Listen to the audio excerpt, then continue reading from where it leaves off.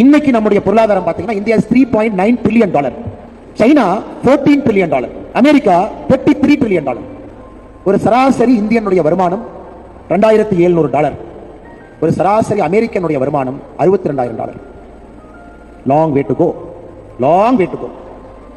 பிரதமர் சொல்றாரு, பயந்துக்காதீங்க, 2047 பிடிச்சிடலாங்கிறார். 2028 மூன்றாவது வந்தாச்சு. அமெரிக்காவையும் 2047 பிடித்து உலகத்தினுடைய முதன்மை நாடாக பொருளாதாரத்தில் நம்முடைய நாடு வரப்போகுது.